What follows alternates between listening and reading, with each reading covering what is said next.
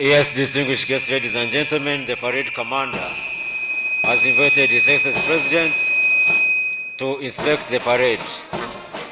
He's accompanied by the Chief of Defense Forces in the inspection of the parade.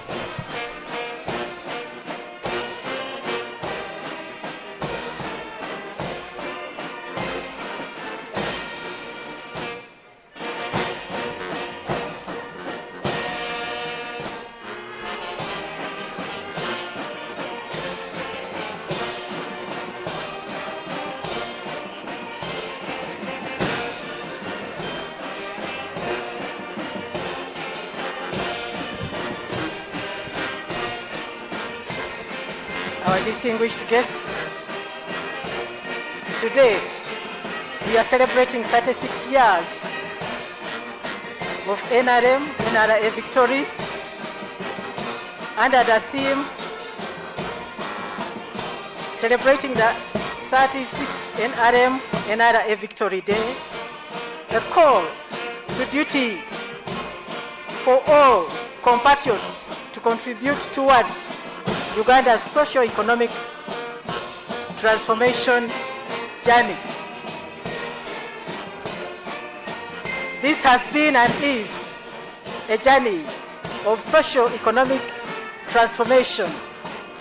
Remember, at the swearing-in ceremony of His Excellency the President in 1986, he said that it was not a mere change of guards, but it was a fundamental change. Some of us who were there in 1986 and before, we can clearly see that there is a fundamental change. He has taken us through the journey from 1986. It is a blessing and indeed a great achievement for a party to be in power for this long and under one leader, His Excellency Yoweri Kaguta Museveni. He has guided us, he has taught us, even by example, how Ugandans should live, how we should get out of poverty, how Uganda could become a first world country. Those who have listened to him attentively and acted upon his words have actually been socially and economically transformed. We have been able to educate our children. We have been able to have the transformation in the agricultural sector because of emphasis on value addition. I would like to say that if the dead were to come back, those who died in 1986 must have had a very bad picture of Uganda. If they could come back, I'm just praying that they don't come back. If they could come back, they would also witness that there is a big change in Uganda. A lot of transformation in all sectors. We who started with the rehabilitation of the things which had been destroyed. We had even a ministry of rehabilitation. Today, we are even talking about the Ministry of Science, Technology, and Innovation. We had dilapidated cars. Now we can even make our own cars. We have got our Kira vehicle project. We have got the Kayola bus. We have got even Airbus. We have got, that is now in the sector of transport, in the sector of health. We have in Uganda been led by the Nrm government to concentrate on the preventive by the primary health care, immunization of children. When we look at the 70% of the young generation, of the young people in Uganda, may be wondering, is it because we are producing a lot? No, it is because those children who have been born since 1986 have been immunized against those killer diseases, and they are alive up to now. We have been taught how to take care of ourselves. In the education sector, we had gone a long way. Now our children are at school because of UPE and USE. We had only one university at that time. Now we have got many universities, public and private. Our road network, which had gone to waste, now the country is connected by tarmac roads from border to border. No, honestly, there are so many things that NRM has done as we walk this journey. And we thank God that the person who has led us through this journey and is still leading us is a man of vision, a person of determination, man of discipline,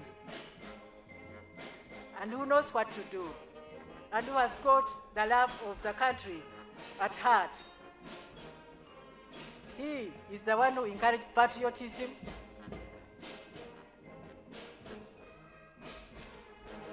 and because of security, we are able to develop.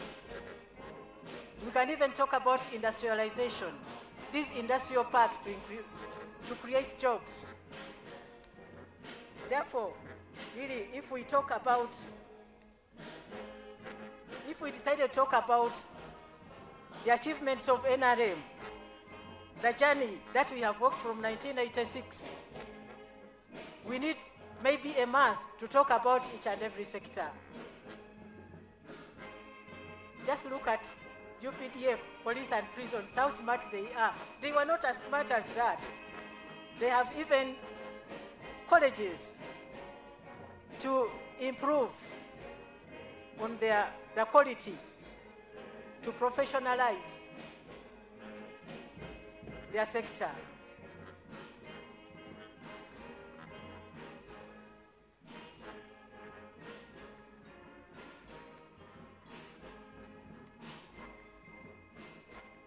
Now, His Excellency has concluded inspecting the parade and now has concluded the band.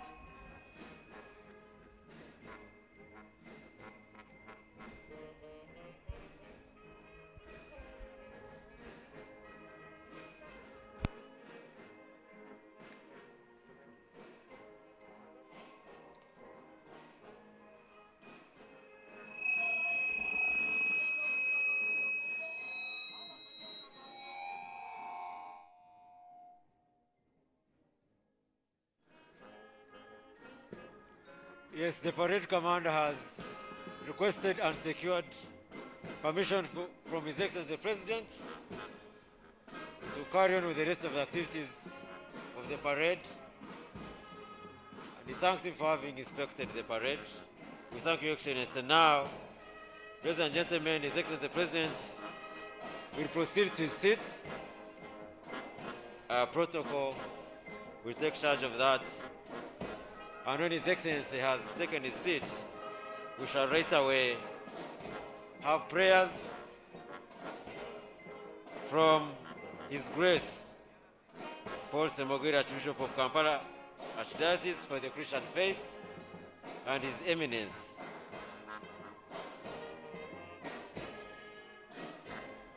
Your Excellency, welcome back from that duty you have performed. You can proceed to your seat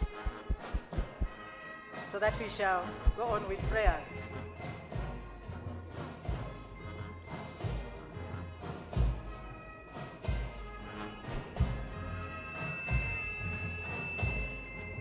Once again, you're most welcome, Your Excellency, the President of the Republic of Uganda and Commander-in-Chief of the Armed Forces, at this 36th NRM Victory Day here at Kololo Independence Grounds, where we're celebrating this national event under the theme Celebrating the 36th NRA Victory Day, a call to duty for all compatriots to contribute towards Uganda's socio-economic transformation journey. You're most welcome, Your Excellency.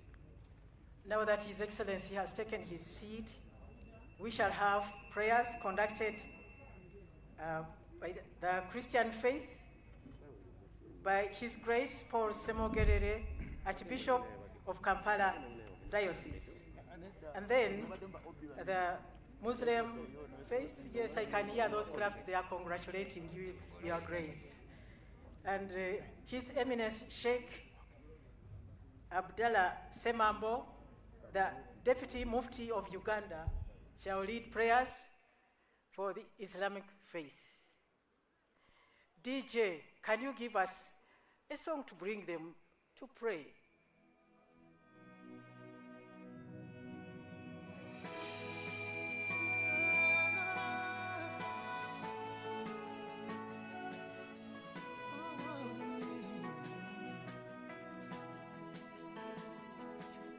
You are great, yes, you are Holy One.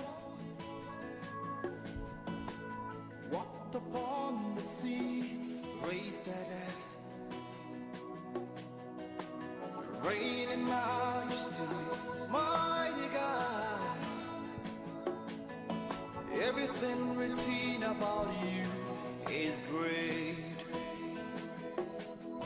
You are great, yes, you are Holy One. Walked upon the sea, raised at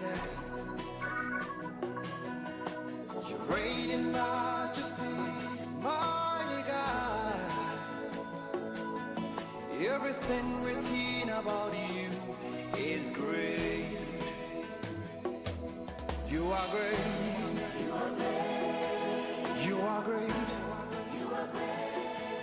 You are great. You are great. Oh yeah. You are great. Say you are great. Let us pray.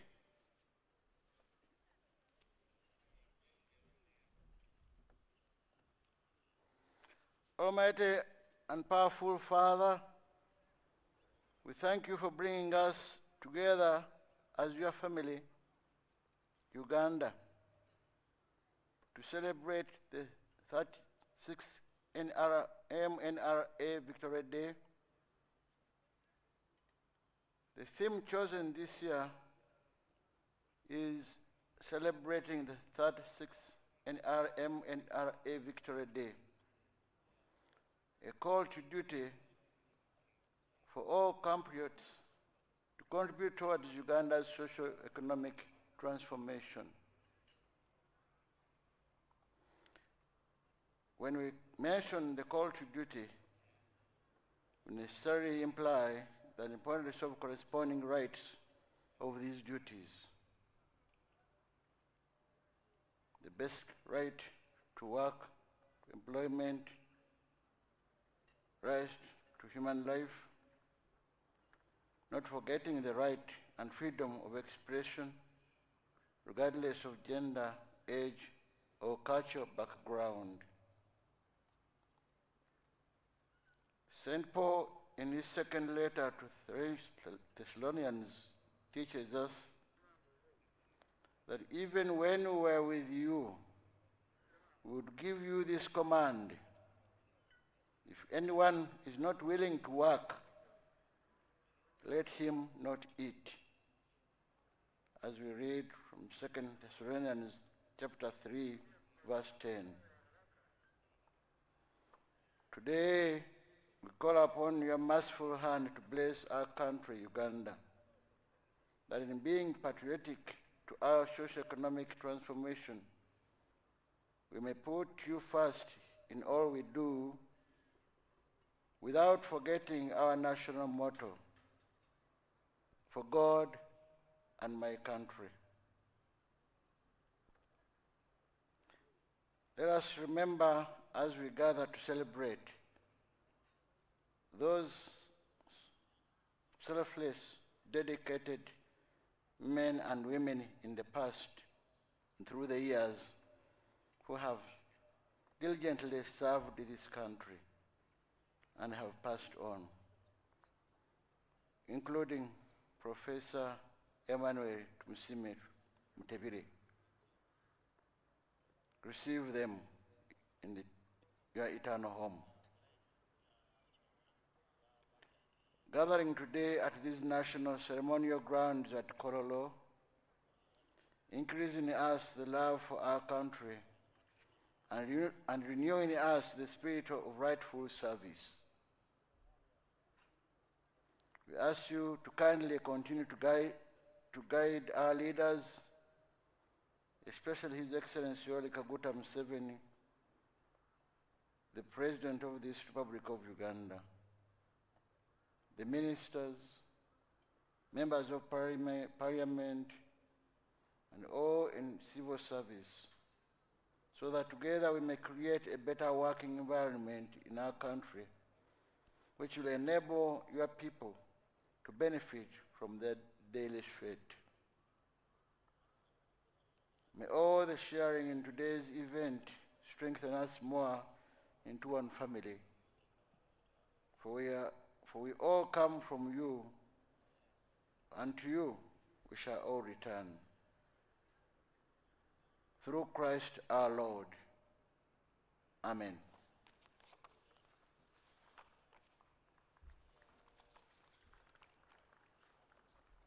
Bismillahirrahmanirrahim. Your Excellency, the President of the Republic of Uganda, Her Excellency, the Vice President, His Lordship, the Chief Justice, Right Honorable Deputy Speaker of Parliament, dignitaries in this space, Assalamu alaikum wa rahmatullahi wa barakatuh.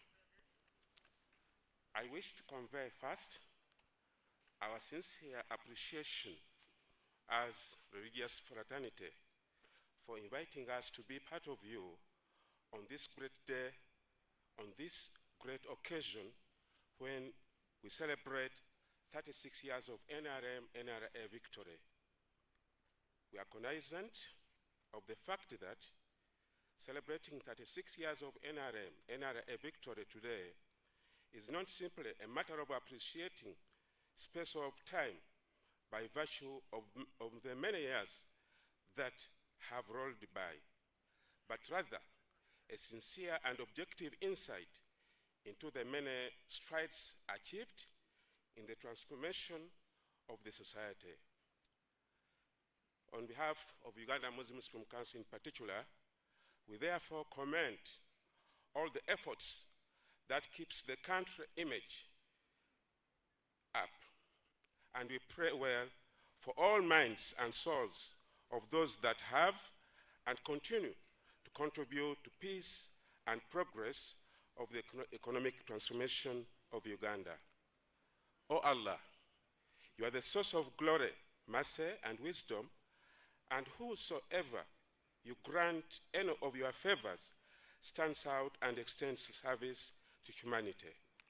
We want to thank you for enabling the great minds behind the progress and development of the security organs in this country, Uganda. We pray that you continue making this institution mightier to be able to offer services that respond to the prevailing dilemmas in the country. O Allah, bless all today's intended activities. We dedicate them to you, that you allow ease to prevail. O Allah, we ask you to protect us from all insecurities and soften those with evil hearts to be peaceful. O Allah, now that the country has opened, we continue to pray for your guaranteed protection for all of us. We want to commend and recognize the role the NRM has caused, not only to promote freedom of worship, but also the cardinal relationship with the religious fraternity jointly to promote peace and development. O Allah, guide the President and his government to lead the nation towards prosperity and development. Bless them with wisdom and courage to take the people of Uganda along your path of honesty and integrity. ربنا تقبل منا إنك أنت السميع العليم وتوب علينا مولانا إنك تواب الرحيم. For God and my country. Wassalamu alaikum wa rahmatullahi wa barakatuh.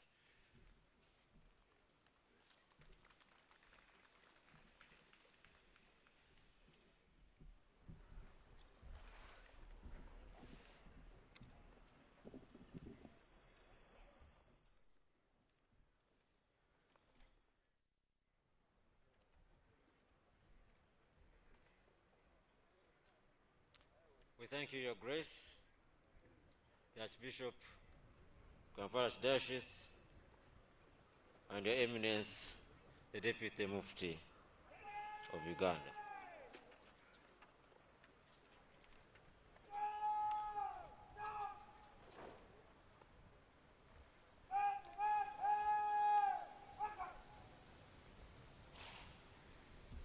Your Excellency and distinguished guests, now we shall have the parade march past in slow and quick march time.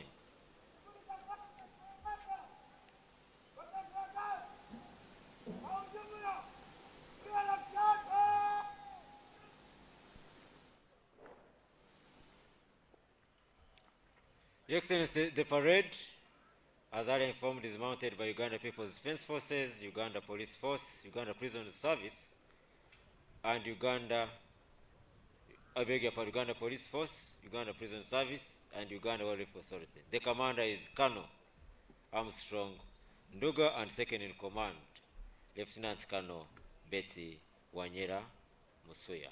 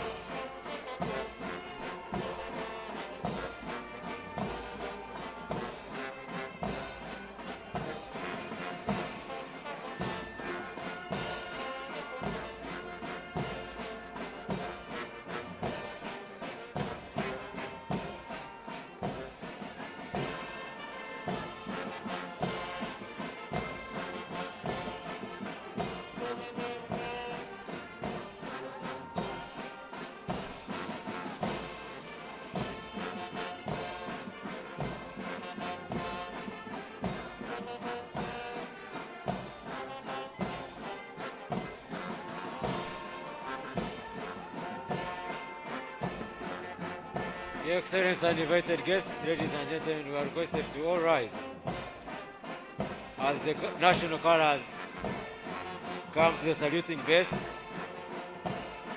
in honor of the national colors. Thank you, Your Excellency.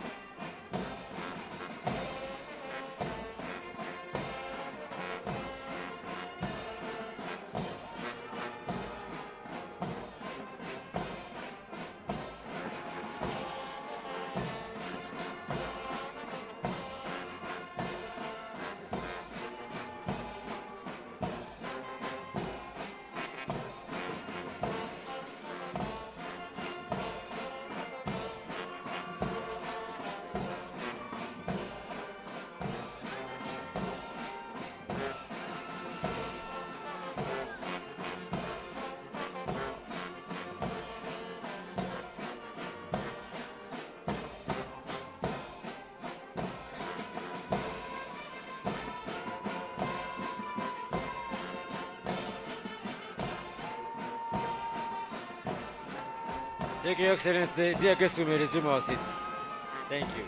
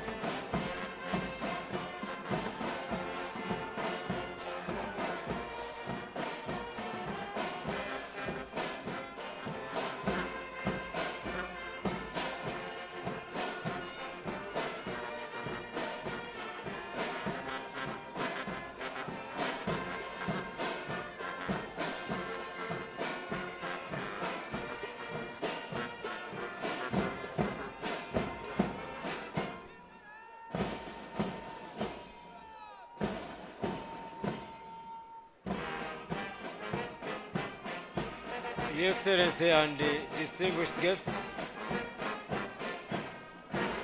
the parade is now in quick march time.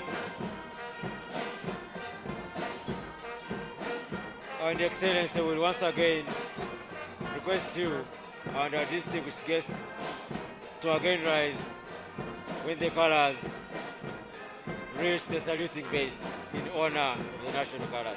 Thank you, Your Excellency, and to our guests.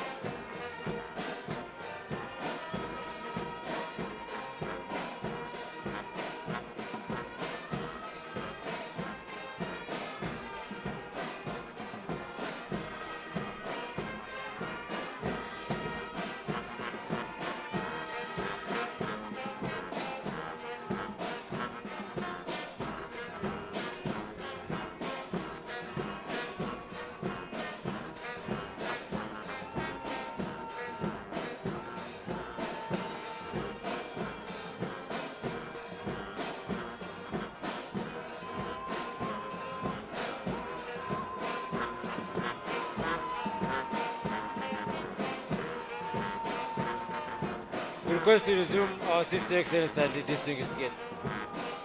Thank you, Your Excellency.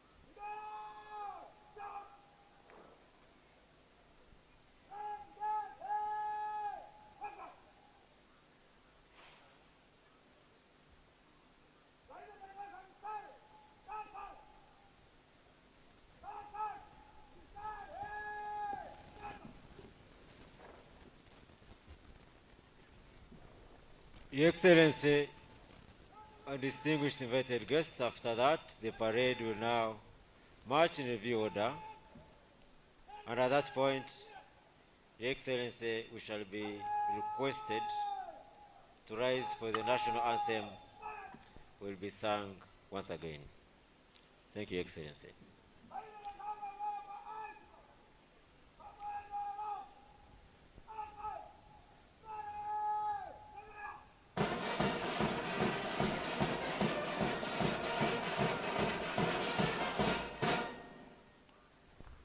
May I request you all rise, distinguished guests, ladies and gentlemen.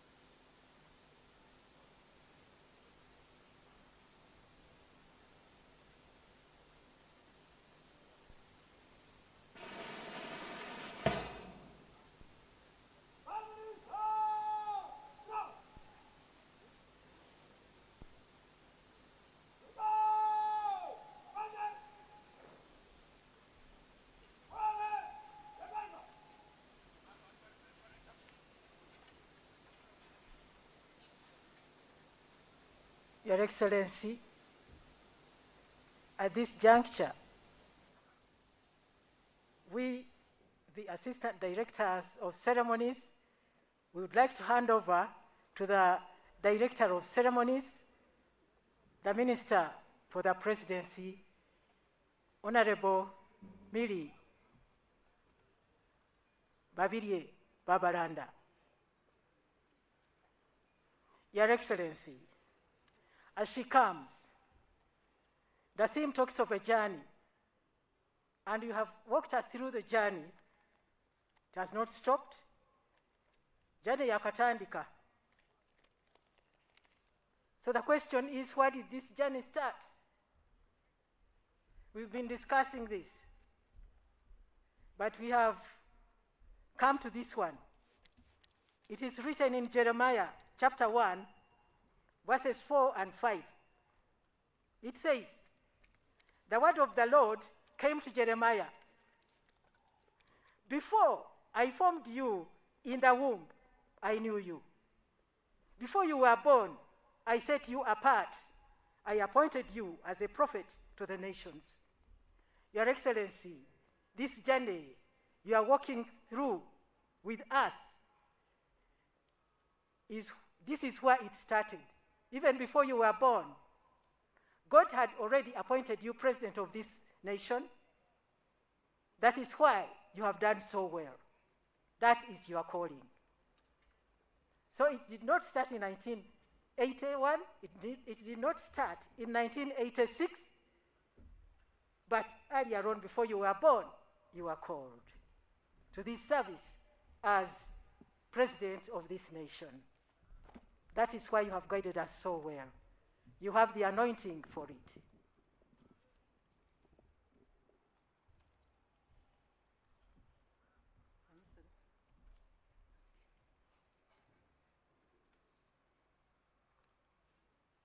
Your Excellency, the President of the Republic of Uganda, Commander-in-Chief of the Armed Forces, and National Chairman of the mighty party Nrm, retired General Yoweri Kaguta Museveni.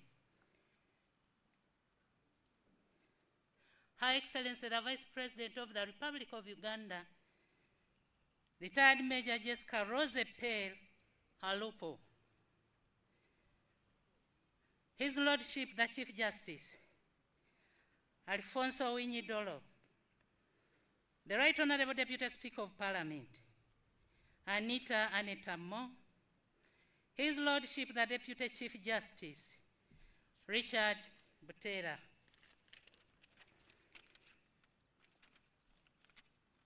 the Right Honorable First Vice Chairperson of NRM, retired Brigadier General Alhaj Moses Chigongo, the Right Honorable Prime Minister Robina Nabanja, the Right Honorable Second Deputy Prime Minister and Deputy Leader of Government Business in Parliament, retired General Moses Ali, the Right Honorable NRM Secretary General Richard Todrong, all the Cabinet Ministers present, all the Ministers of State present, visiting delegation from the Democratic Republic of Congo, led by Honorable Dr. Gilbert Kabanda Hurenga, all the head of diplomatic missions, all the members of Parliament,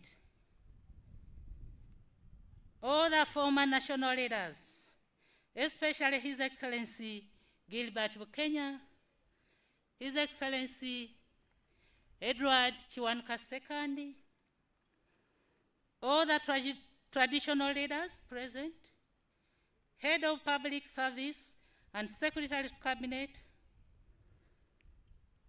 all service chiefs, all the religious leaders, the National Chairperson Women Council, His Grace, the Most Reverend Paulo Semogerere, His Eminence, the Deputy Mufti, Sheikh Abdallah Semambo, all the invited guests, ladies and gentlemen.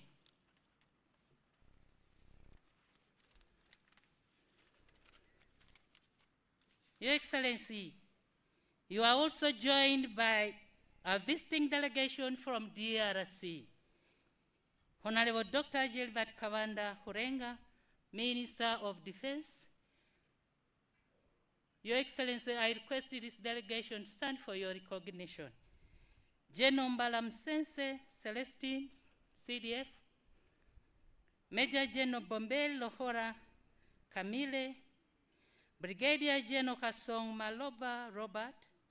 Brigadier General John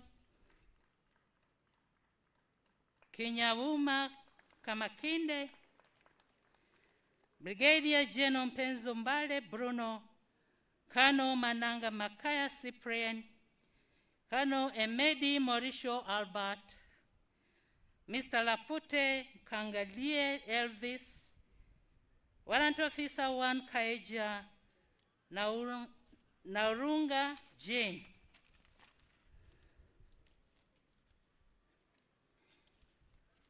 Your Excellency, I most warmly congratulate you upon marking the 36th NRA Victory Day anniversary.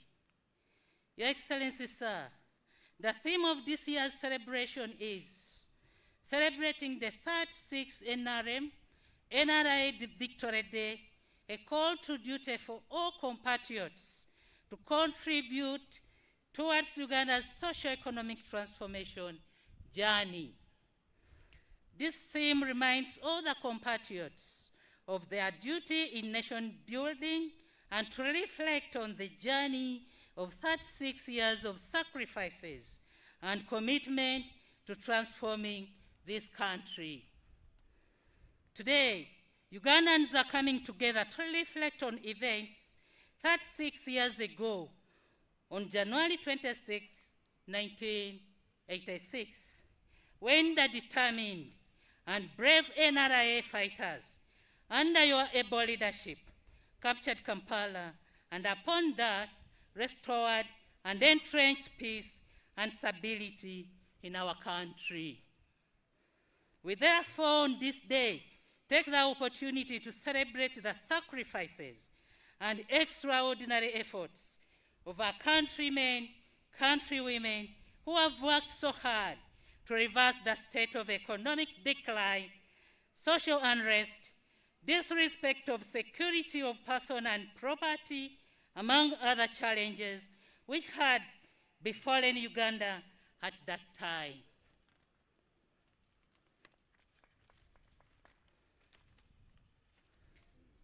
Ugandans are proud of this liberation, which has fundamentally changed their lives and the prospects of their children. This day is therefore a fitting tribute to the heroes who fought for this freedom, but particularly to you, Your Excellency, for your revolutionary leadership. Finally, Your Excellency, on behalf of the Presidency, I wish to pledge total support of the Presidency to your initiatives that are intended to transform the lives of Ugandans. As Presidency, we are implementing programs that are aimed at improving service delivery. We have adopted the Apex platform that will be used to undertake performance audits of public services and to ensure effective implementation of the NRM manifesto. Your Excellency, on a sad note, however, as we celebrate this anniversary, it's with much regret and we learn of the demise of our Professor Emmanuel Tumusimi Mutebire, who has been the key pillar of Uganda's much celebrated economic recovery program promised in 1986. We have also lost Mrs. Prosinaga Imuzira, a long-time member of the National Organizing Committee for the National Ceremonies and staff of the President's Office.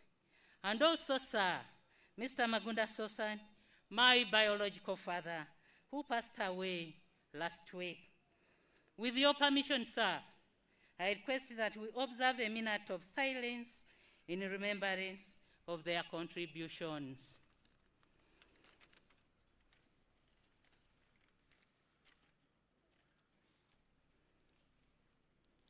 May their souls rest in eternal peace. Your Excellency, I now take the opportunity to invite you to come and address the nation. Thank you, sir.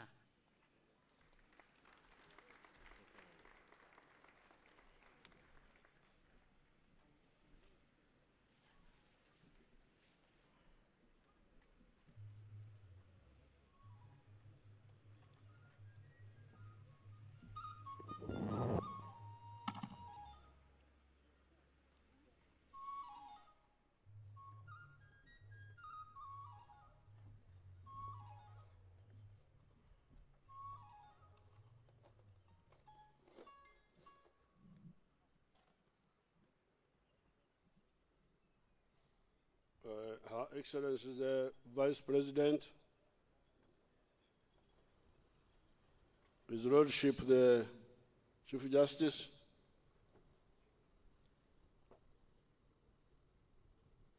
the Right Honorable Deputy Speaker of Parliament, Right Honorable Prime Minister,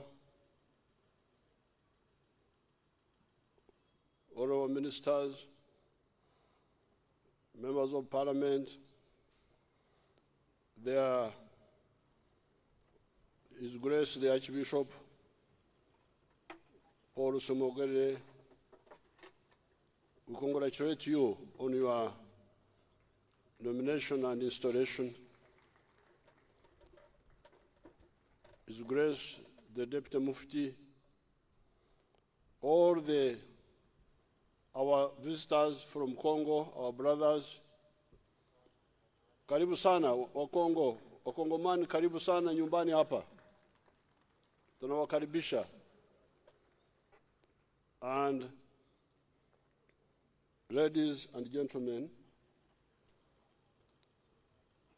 members of the armed forces, commanders and militants, I would like to use this day of the 36th year since Nrm came into government to congratulate all the members of the Nrm and all the Ugandans on this day. Congratulations.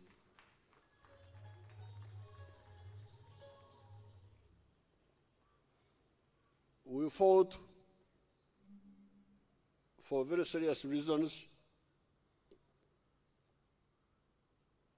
and that's why on this occasion, some limited report should be given as to what has been achieved. The economy of Uganda now will be $44 billion in July. When we started, it was only $1.5 billion. This means that the economy has grown 29 times since that time in size.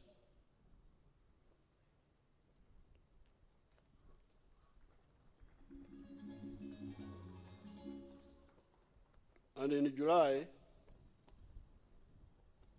the GDP per capita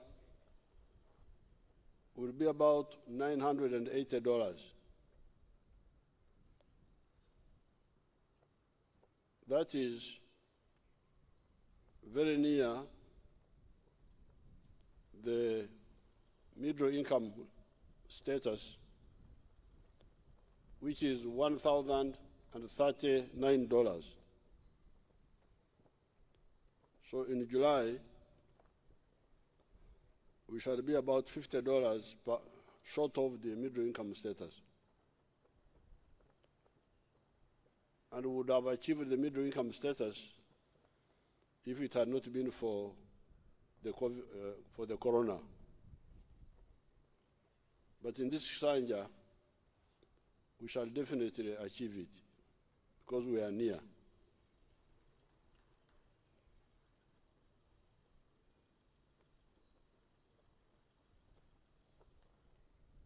This one, we have been developing in spite of the increase in the population. Because in 1986, population was on about 14 million. It is now 44.2 million.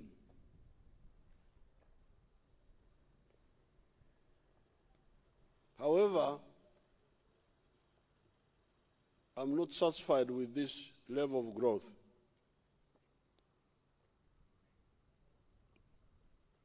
It is high time to rapidly develop to high middle income status, not just low middle income status. I do not fully agree with our planners who keep talking of these rates of growth of 7%, 6%. We can grow rapidly to a much higher level. Why do I say this? I say this because some of the people have already achieved high middle income status at individual, homestead, or even area level. You find some areas of Uganda which are already in the high middle income level.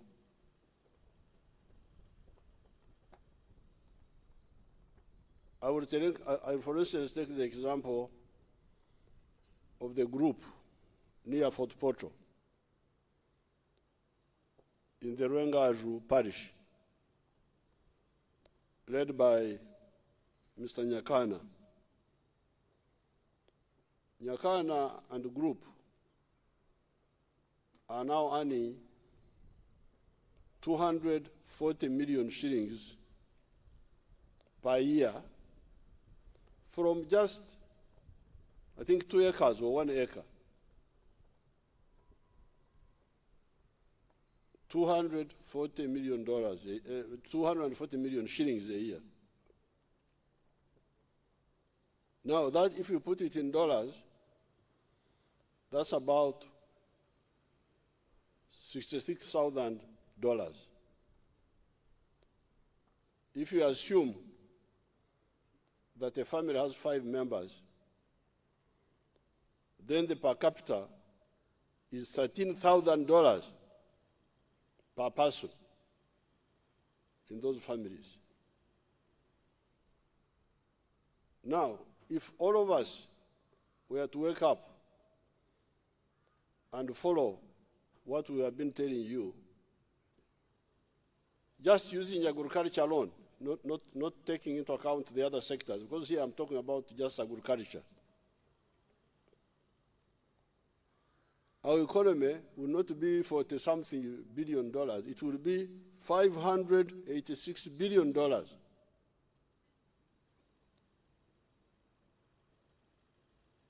It will be more than $500 billion, which is approaching countries like Turkey and so on. So therefore, on this occasion, this is what I'm demanding from especially the Nrm leaders. We should not just go on being called leaders when we are leading nobody, when we are not leading nobody anywhere, just running around. If these people can achieve this, if Nyakana and his group can achieve it, why not everybody else who has got land especially? I'm going to launch, I think tomorrow, I will launch the parish model, development model. This is what I will demand from all those involved. We cannot go on talking of this minimalist approach. We must take advantage of the full potential of the economy of Uganda.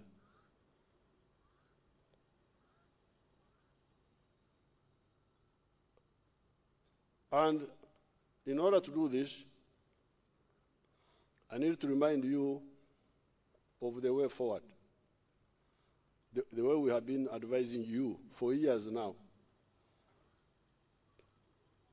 The sectors of wealth creation are 4.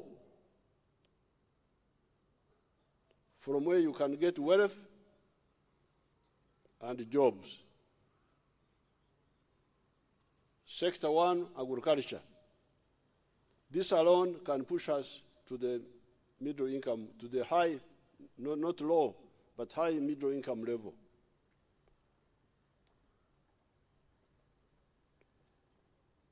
And in agriculture here, we need to be clear about the two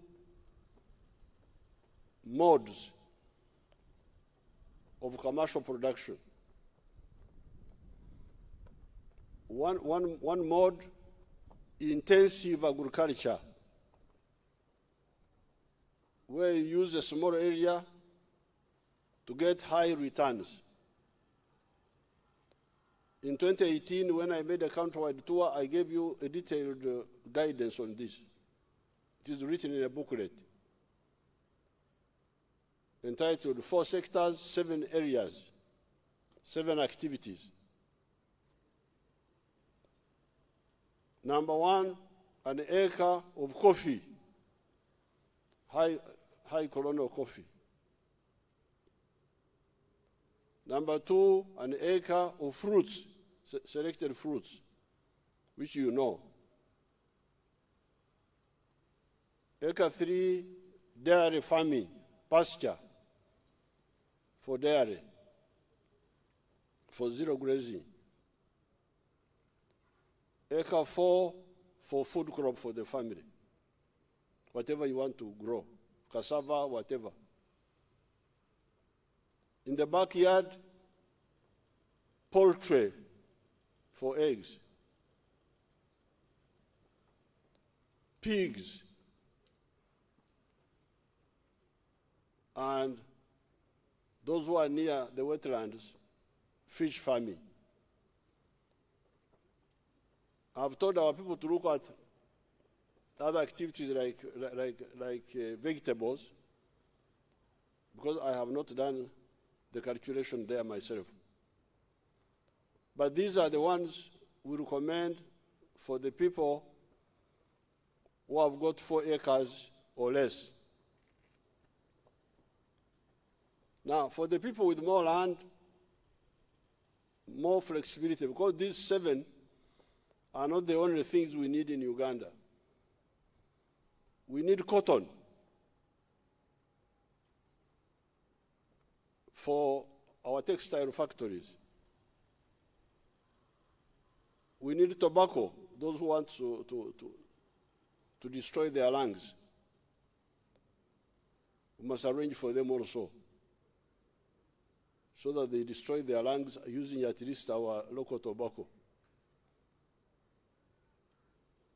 Maize.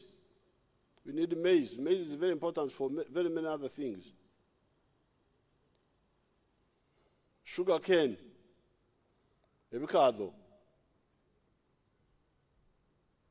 tea. These are crops from which you cannot get enough money if you grow them in a small area. The country needs them, so they must be grown. But they must be grown by somebody who has got more land than the 4 acres. So here, we are talking of extensive agriculture. Therefore, please, intensive agriculture, we cannot go on beating about the bush. Mukole na manyi, mwesebe biri, just empty talk. Without giving clear guidance, researched guidance to the people. Okubatomeza. Make the people make mistakes because you don't give them enough guidance, because you have not done any research. You are just running up and down without any research. So that is sector 1. And that's where we can push the country to high middle income country just using agriculture alone. But agriculture alone cannot sustainably move if you don't add industry. Industry to add value, to process the fruits, process the cotton, process the milk, or process the tea, process the coffee, all those need to be processed. So that is sector two. Then services, tourism, hospitality. I was watching on TV, our grandchildren are now really drinking, that we have opened, they are just drinking like mad. So the drunkards are very happy now.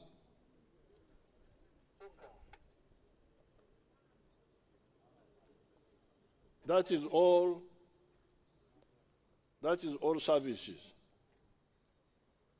And then finally, ICT. So therefore, this time, I'm normally polite and talk, hoping that people will pick by themselves, especially the leaders. But this time, I'm really going to be even rude to people, because we are wasting a lot of time. We want Uganda to be a high, not just a low-level middle-income country, which we shall achieve for sure in 1 or 2 years. But to be high middle-income economy.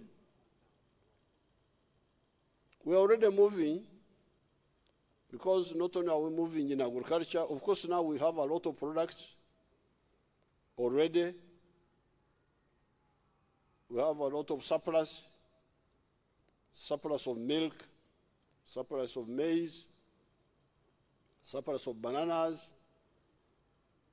sugar, and so on. These are already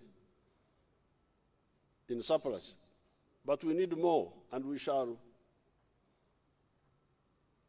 be able to market them either within Uganda or in the region or internationally. Some people are talking of surplus maize. What shall we do with the maize? What shall we do with the sugar? The answers are there. If there is no regional market, then we can turn the sugar, we can turn the maize into petroleum, into ethanol. And the law is being worked on to force petrol companies to mix their petrol products with 20 or 25% of ethanol produced from our surplus maize or surplus sugar. So that issue of too much sugar, will be sorted out. If the regional people don't buy the sugar, we shall turn it into ethanol. Our cars will use it, and we shall knock out a big amount on the import bill.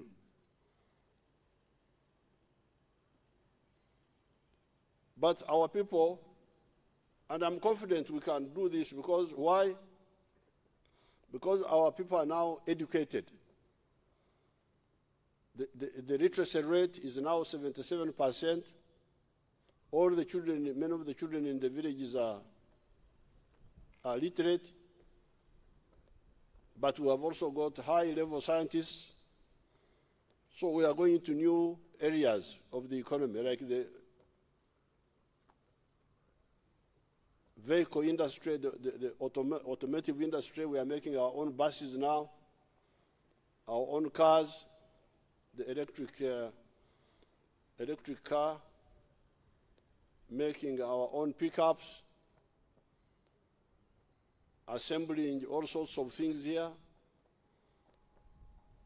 The pathogenic economy, the one of vaccines and medicines, pharmaceuticals, all those, our people are very active and moving there. And in the other agro-processing industries, we are going to, apart from processing food, fibers like cotton, we are going to add forest products so that we produce our own paper instead of importing paper from bamboo, for instance, or trees, processing minerals, etc. So therefore, the journey forward is going to be serious, intense, but also profitable. Now, in the services sector, now that the corona has gone down, economy has been opened now, the tourists will be able to come. The entertainment, I saw them last night, they were really entertaining themselves. The hospitality industry, and so on. So therefore, this is the time now to go to another level. Don't continue talking about small things. Let's go to high, middle income level. Target an economy of $500 billion, not just a few billions, no. That's not enough. And I'm sure we can achieve it. Fortunately, we have negotiated with our brothers in Africa. There is the African continental market, common market. We have got market access to the United States products under AGOA, the European Union, China. So the markets are there if we produce the products of the right quality. We fought with Corona, as you saw. I want to thank Ugandans and congratulate them for listening to our advice to observe very strict restrictions for 2 years now. Congratulations. Abannayuganda nali mbamanyi nti tewali kisobola kubalema kubanga nali mbakulembeddeko mu lutalo olw'emmundu kye twabawabulanga mwakikolanga. Naku luno mukikoze, mwebale nnyo Abannayuganda, mwebale.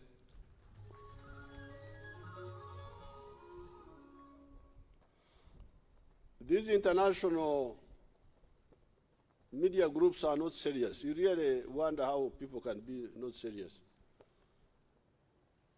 First of all, everybody was amazed about how Uganda observed serious lockdown for 2 years. They wrote about it. BBC, Al Jazeera, I even heard some that New York Times and things like that. But what is amazing is that they miss the point. When they talk about the lockdown, they say, girls got pregnant in lockdown. This is what they are talking about. That's what they are talking about. Oh, girls got pregnant. Girls got pregnant. Being pregnant is not dying. You fellows, Al Jazeera, BBC, please, can you not understand that being pregnant, a young girl, is a complication, but it's not dying. The original problem, the one who were fighting, was dying on a big scale. And we succeeded. I don't know who took the cup in fighting corona in the world, but I think Uganda fared among the topmost.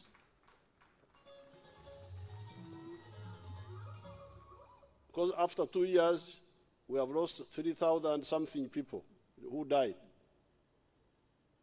Some of the other people lost almost, some of them almost 1 million in one country, 1 million people who died in a year. Here, we are talking of 3,000 something. And those who have been infected all these years, 2 years, 160,000. If you watch what happens in other countries, 160,000 are infected in one day. So I congratulate Ugandans for listening to our advice. The children who got pregnant, we are going to discuss with the bishops. Some of them are here. We shall find a solution for them. There are some arguments. Should a child come with ortundu? In Nyankwele they call it ortundu. When you are pregnant and the stomach is showing, it's called ortundu. Should the children come with ortundu in the school? That one I will discuss with the cabinet first and with the other people. Should the child come breastfeeding in the school? That one we shall again discuss quietly among ourselves. But what I can tell you straight away, what I will not agree to, whatever happens, is to condemn a child not to continue with her education because she got pregnant once. That one I cannot accept. I cannot accept. It is neither logical nor certainly religious. Because if the child had a problem or made a mistake, you cannot condemn her for all her life. So the rest, that one is the minimum. But I hear the religious leaders seem to be agreed on that. The only issue is about these other two, the breastfeeding and the rutundu, coming with the rutundu there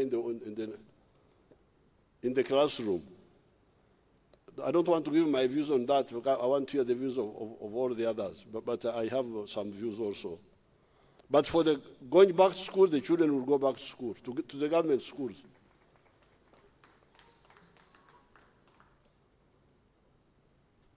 They will go back because you cannot, if mature entrants, abakaikuru, abakaire, if they can go back to school and study when they are in their 40s, 50s, why can't the child go back to school and study after she has had a problem? But should she go with the rutundu? That one we shall discuss. Should she go breastfeeding? That one we shall discuss. But anyway, what was amazing for Al Jazeera and BBC was that in the lockdown, the only thing they were talking about were children who got pregnant. Bambi, these countries are really in trouble. They have got so much poor leadership. You pity them. What sort of people are these? People are dying and we're just talking about only this one. And they don't bring out that Uganda, because of the lockdown, they succeeded in minimizing the death. They don't talk about. They only talk about children who got pregnant. So I congratulate Ugandans. Thank you so much for passing the test. This was the test. This was the test, and we passed it reasonably well. Now, finally, as you can see, I'm glad that our brothers from Congo are here, from DRC.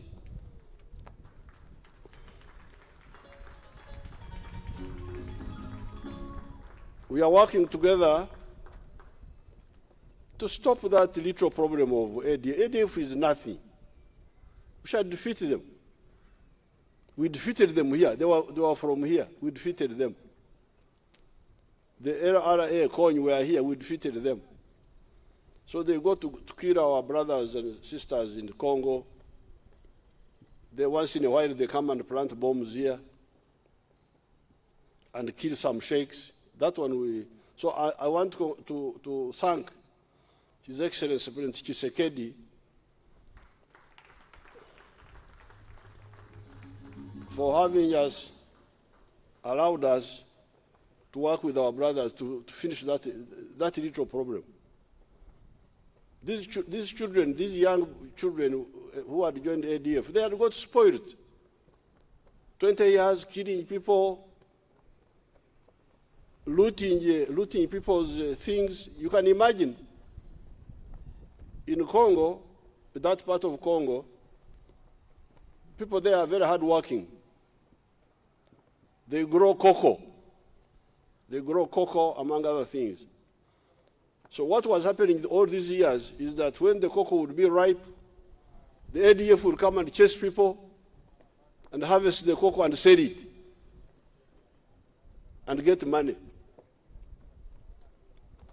And they had business agents in the towns there, Beni, Goma, even here in Uganda, they had business agents who were selling the stolen coffee for them to get money, to live a good life, to send to their families, but also to buy materials to make bombs and so on. And also minerals, digging minerals and selling them. So we are working with the Congo government. It is easier to defeat these groups. It's not all that big problem. We have a long experience in doing it, and we shall defeat them. But you can see the problem which is happening now in more parts of Africa. The problem in West Africa started with the attack on Libya by the people. You remember I talked of some people on the inauguration here. I talked about some people who couldn't listen to Africa. They attacked Libya, and all the terrorist groups which were in Libya now spread out. In the whole of what they call the Sahel, Mali, Niger, Burkina Faso. Now, I would like to really invite the African people, leaders, to sit down and we exchange views on how to build strength in Africa. We have some experience here. We can share it with others. Otherwise, what's happening now is going to take us back, because the civilian leaders failed to build strength, to build, for instance, strong armies. Then the terrorists come and take over the country. Then there is a military coup, like the ones which have happened in Guinea and Mali and now recently in Burkina Faso.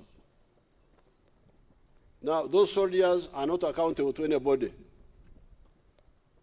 Nobody elects them. So how can they do a better job? You remember what was happening here in the 1960s with Idi Amin and so on. Wasting time. We wasted a lot of time. Idi Amin wasted our 8 years. All the things, many of the things we were planning, you had to be abandoned. For instance, you remember by 1971, we had the East African Community. And it was moving well with Mzee Obote, Mzee Kenyatta, Mzee Kaunda. Actually, Kaunda was about to join the East African Community, Zambia. Even Somalia had applied. Now Idi Amin comes in. the community breaks up completely. So after 16 years of now having sorted out all that problem, that's when we come and bring back the community and so on and so forth. Now, DRC has now come in. We are beginning, but we would have been very far if Idi Amin had not wasted our time. But all these issues are easy to, can be dealt with. I don't want to say easy because I don't know why people. But here, we have built some strength for sure. We have 6,000 soldiers in Somalia. They have done some limited work there because of the people we work with. We work with people who don't want to go far. They want to half cultivate the garden. They don't want the whole garden to be cultivated. They live Urumbugu there. Why don't you uproot all this Urumbugu? Okay. Ati tunakola ki? Tubereyo Mogadishu tulima Urumbugu ori awo mu town. Kati uri Urumbugu ori eri munda urureke katusigareyo. So we are there, but we were able at least to deal with the towns in Mogadishu. And when His Excellency Tshisekedi allowed us, we were able to move. And we are going to move now. What we did was first phase, we call it, first phase. They really got punishment to those criminals. Tebawulira ngoko muliro ngogwo gwetwabasumululira.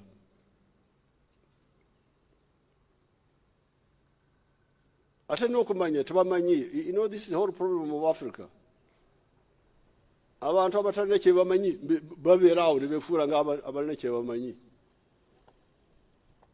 Kati buno obwana okugenda Waroka camp, ekikampi kyabwe kiri awo bali bakiyita kambi ya Yua. N'obeerawo simanyi kilomita meka kuva ku nsalo ya Uganda newefuula awo n'okolerawo effujjo n'otamanya nti lumu Katonda alikkiriza Uganda n'ekusaanyaawo. Tebumanyi, they don't know. They don't know what war means. They talk about war, they don't know what war means. They don't even know how to fight.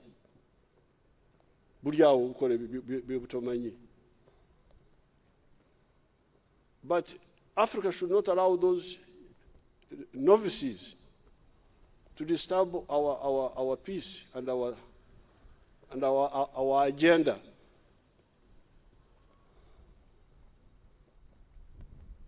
We shall get in touch with the West African leaders and see how to harmonize our thinking. So, with these few words, again I congratulate the Ugandans, the NRM people, on the 36 years of NRM management of the country, but even more on the earlier years of the struggle which you persecuted very well.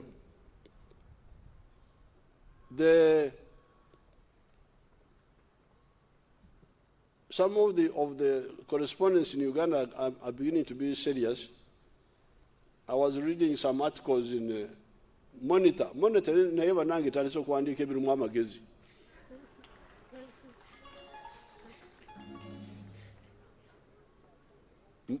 Monitor mujimanyi.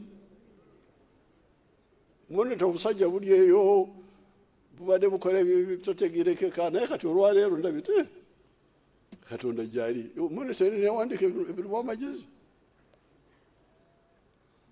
In one page, I think it is, the inside page, I think it is 32 or 42, 32. I don't have time to.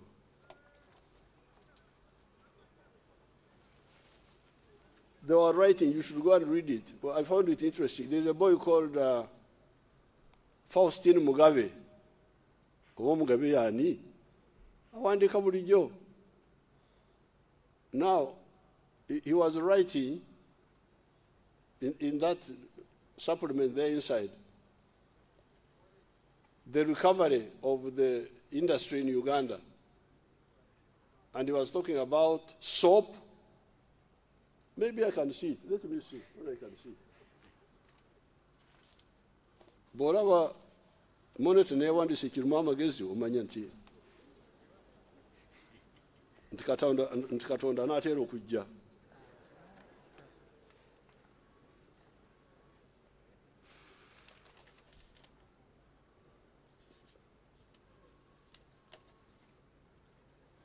Oh, I may follow it. And away.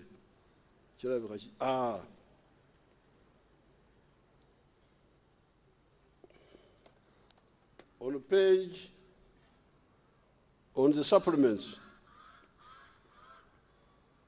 page Roman 32. Ebya Roman mubimanyi. Abaroma bawandikanga XXX, that means X is 10. Awazibeera bwe zibeera esatu zibeera asatu mu bbiri. Kati oyo omwami Mugabe,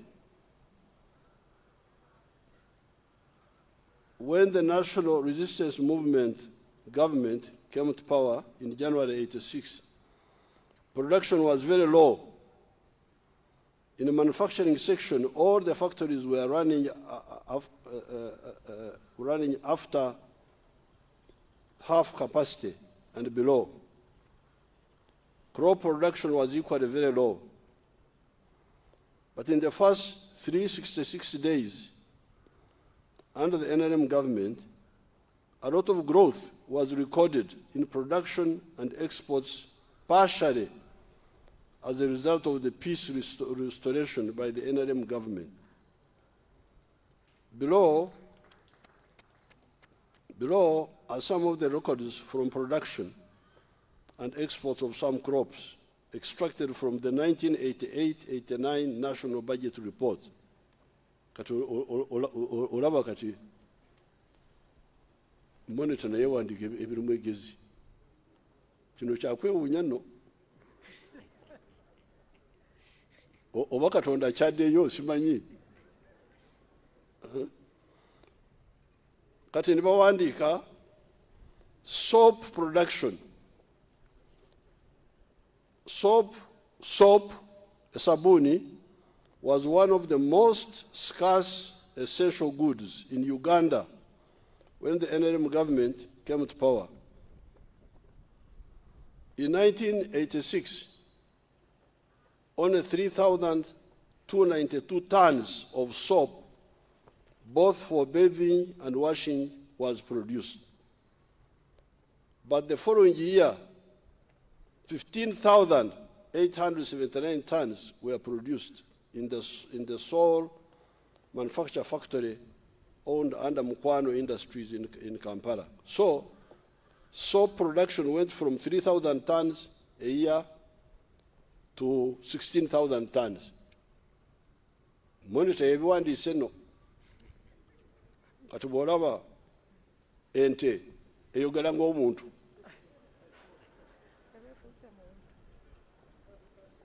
Omanye nti Katonda azze.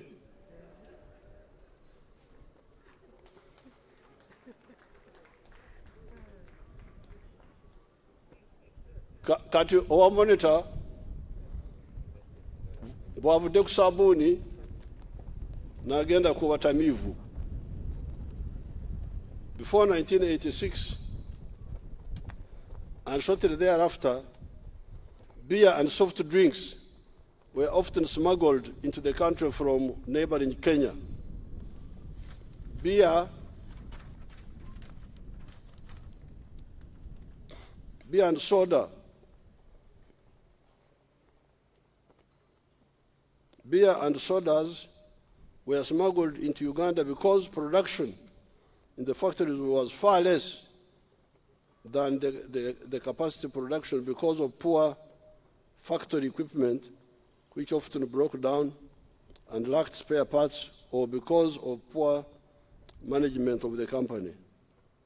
But with improved security in the country, beer production in the country was reportedly increased from 6.6 million liters in 1986 to 16.4 million the following year.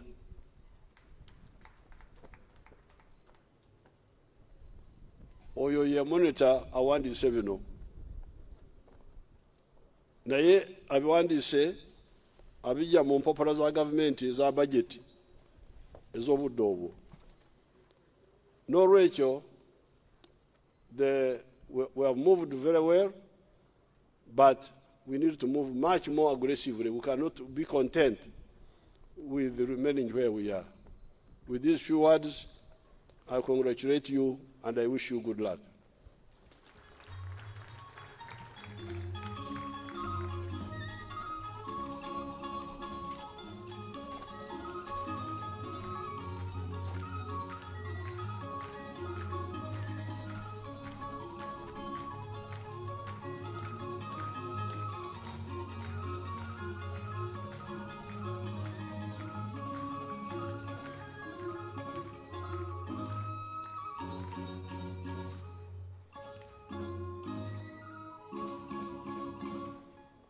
We thank you so much, Your Excellency the President, for that address to the nation and those important words of encouragement, hope for peace, security, and socio-economic transformation of the country. At this juncture, Your Excellency, I request you permit us invite the Master of Ceremonies of the Chancery to request you to award honors to different categories of personalities as will be presented by the Master of Ceremonies of the Chancery. Major General George Igumba, sir, Chief of Personnel and Administration of the APDF, and Master of Ceremonies of the Chancery. You're welcome, sir.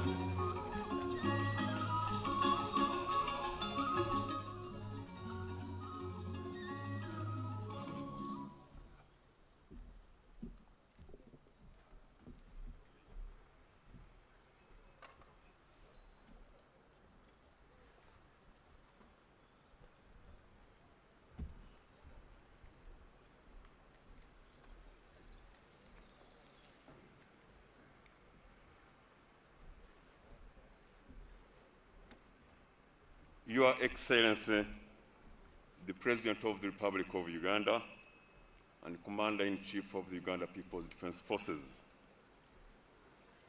Her Excellency the Vice President, His Lordship the Chief Justice, Right Honorable First Deputy Prime Minister, Honorable Ministers and Ministers of State, Their Excellencies, the Ambassadors and High Commissioners, Honorable Members of Parliament, Service Chiefs, Their Worship, the religious leaders, distinguished invited guests, ladies and gentlemen, good afternoon. Your Excellency, I'm Major General George Igumba, the Master of Ceremonies for the Chancery, to run you through this last part of today's celebrations as per law established. In accordance to Section 3, Part 2 of the National Honors and Awards Act of 2001, His Excellency the President of the Republic of Uganda has awarded medals to 50 persons at the 6 Nrm Victory Anniversary celebrations. The medals are the 50th National Independence Medal, the Nalubale Medal, the Luwero Triangle Medal, and the Special Service Police Medal. The names of the 50 awardees were duly considered by the Presidential Awards Committee, comprising of 10 members, chaired by Dr. Beatrice Wabdea and Hajat Malole Zamina as secretary to the committee. The awardees have been categorized as follows. 50th National Independence Medal, there are 29. Nalubale Medal, only 1 person. Luwero Triangle Medal, 4 persons. And Special Service Police Medals, 16 persons. Now, award of the National Independence Medal. As per Section 3.2, Second Schedule, Part 1 of the National Honors and Awards Act of 2001, the National Independence Medal is awarded in recognition of outstanding service and loyalty to the country from 9th October 1962 to 9th October 2012. And on the list are Professor Patrick Engeo Ogwang, Professor Patrick Engeo Ogwang possesses a PhD in pharmacy and pharmacology from Makerere University.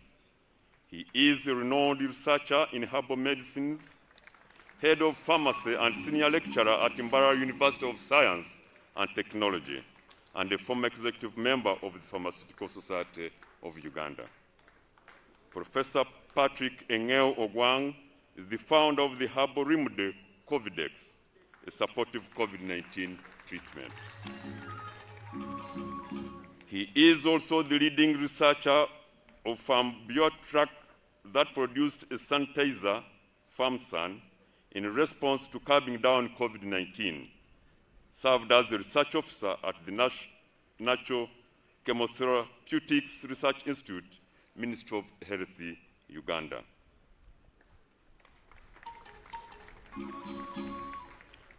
Next on the list is Dr. Joseph Brown Chigula Mugambe. Dr. Mugambe is a specialist radiologist and worked at Mulago Referral Hospital, Department of Radiology, from 1984 to 1985. He started the radiotherapy in Mulago that has saved lives of cancer patients. He is a director, X-Ray Care and Ultrasound Center Limited, and a member of the Atomic Energy Council from 2009 to date. He's the chairman, board of directors, Cancer Platform, Uganda Limited, Kampala. He was a senior consultant, radiation oncologist, and head Department of Radiotherapy, Mulago National Referral and Teaching Hospital from 2004 to 2014, where he transformed the department to the use of radiology.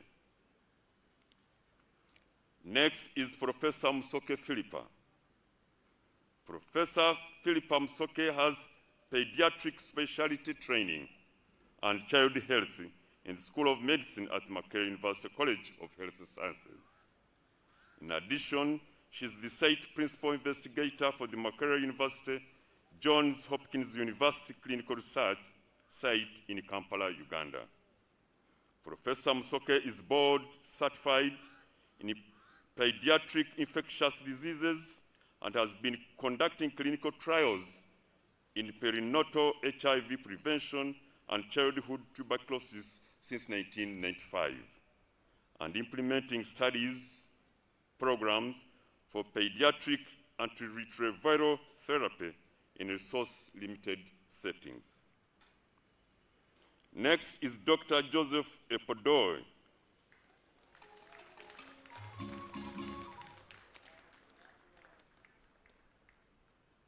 Dr. Joseph Emodoy was the lead surgeon of the team working at Soroti Hospital, when we were faced with a conjoined baby girl twins. One was dead and the second live was attached to the decomposed sister, who was a stillbirth. They were referred to Soroti Regional Referral Hospital. However, on assessment, they were further referred to Mulago National Referral Hospital for better management. Mulago apparently had no capacity to help the baby attached to a dead one, sharing a liver, chest, wall, and etc., and at risk of being poisoned.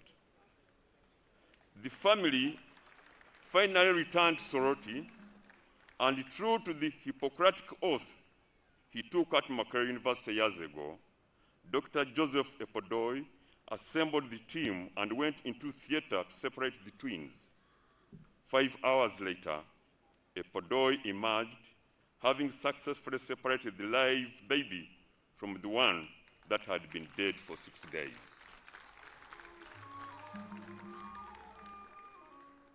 Dr. Joseph Emodoy's team, other members, are Dr. Namugenyi Josephine, medical officer, Dr. Reverend Sister Ajiko Mary Margaret, consultant surgeon, Dr. Ntege Joan, a medical officer, Dr. Ochen Innocent, an intern doctor, Dr. Nakawesa Amina, intern doctor, Dr. Alarokel Florence, senior consultant, pediatrician, Dr. Nakubulwa Claire, medical officer, Mr. Kim Jackson Moding, senior anesthetist officer, Mr. John Guma Ambaga, senior anesthetist officer, Mrs. Zenaida Chitui, anesthetic officer, Sister Chivetenga Medrin, recovery nurse, Sister Alekat Sarah, recovery nurse, Sister Ajulong Jennifer, instrument nurse, Mr. Ebualu Daniel, theater nurse, and last but not least, Sister Ajok Margaret, a recovery nurse. Next on the list, Your Excellency, is Professor Monica Chibita. Professor Monica Chibita is a senior lecturer at Uganda Christian University, Mukono, who has encouraged and supported many women to achieve their goals and aspirations. She is a counselor who has helped the girl child to excel. She was appointed head of Department of Mass Communication at Uganda Christian University. She nurtured the department into the Faculty of Journalism, Media and Communication, and by March 2019, the faculty started offering a Bachelor of Journalism and Communication degree, a Master of Arts in Journalism and Media Studies degree, and Master of Arts in Strategic Communication. In May 2019, Uganda Christian University promoted Dr. Monica Balia Chibita to the rank of full professor in recognition of her body of work. As of May 2020, the United Kingdom Top Journalism Board appointed Professor Monica to be part of the board, becoming the second black woman to make it to the board. She is also the second professor of journalism in Uganda, after Professor Goretti Linda Nasanga of Makerere University. Dr. Chibita is the chairperson of the board of directors of the New Vision Printing and Publishing Company. Next is Dr. Catherine Nakalembe. She's a Ugandan scientist working with the National Aeronautics and Space Agency of the United States of America as the Africa Program Director in the National Aeronautics and Space Harvest Program. She is a food security laureate with a master's degree from Johns Hopkins University. She has a PhD in geographical science, and her research aimed to highlight the consequences of the drought on land use and on the lives of northeastern Ugandans, which was the first step in forming the basis for the remote sensing element of the disaster risk financing project, which has supported over 75,000 households in the region since its inception, saving the Uganda government resources that would otherwise go towards emergency assistance. Her remote sensing and machine learning technology has supported agriculture and food security across Africa. She has conducted research in remote sensing of drought, agriculture, and leading the integration of Earth observations in agricultural monitoring of smallholder agriculture and multiple countries.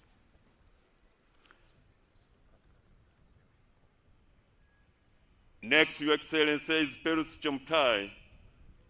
She took up running in 2013 after attending the District Athletics Champions in Buko as a casual fan. At the 2015 Commonwealth Youth Games in Apia, she won silver medals in the 1,500 meters and 3,000 meters. She won the gold medal at the 2020 Summer Olympics in Tokyo in the women's 3,000 meters steeplechase race, becoming the first Ugandan woman ever to win an Olympic medal. Next is Chiplimo Jacob, a Ugandan long-distance runner who competes in track running events. He is the 2020 half-marathon world champion and represented Uganda at the 2016 Summer Olympics. At age of 16, Jacob Chiplimo produced a performance of a lifetime to win gold in the men's under-20 race at the 2017 International Amateur Athletes Association. On 17 September 2020, Kiplimo won a Diamond League 3,000-meter run in Rome, the fastest 3,000-meter since Kenenisa's in August 2017. Chiplimo's time is the 8th fastest time ever. Next, Your Excellency, is Mr. Mawerere Charles. Mawerere Charles is a model cassava farmer who distributes free cassava stems to communities to fight hunger and ensure food security. He has helped farmers add value to their cassava by advising them to sell flour instead of raw cassava, which initiative has improved household income for the whole people in his area. He has constructed energy-saving stoves for all the blind in the district of Jinja. He planted trees at all health center tools in Mbuwenge Rural, answering the call for sustainable environmental protection. He is a pillar in sustainable socio-economic development despite his disability. Next is Sister Mwangale Mubeke Robina. She's a senior health educator by profession. During the response to Crimean Kong hemorrhagic fever virus and COVID pandemic in Jinja, she was the first to visit hotspots of the epidemic. She aired messages on how to manage diarrhea among the under 5 years, which contribute to the reduction in morbidity and mortality in the Greater Busoga region. Next is Mr. Frank Kalimuzo. May his soul rest in peace. Mr. Kalimuzo was the first Vice Chancellor of Makerere University, appointed on July 1st, 1970 for a 5-year term. A revered civil servant, Kalimuzo was Uganda's first permanent secretary and head of civil service, soon after independence until July 1st, 1970. As a Vice Chancellor, Kalimuzo mentored and helped many lecturers like Supreme Court Justice George William Kanyayamba, who were targets of the regime then. However, Kalimuzo never survived the henchmen of the regime then. He was killed while in service to the people of Uganda. Next is Golapali Nagamohana Rao.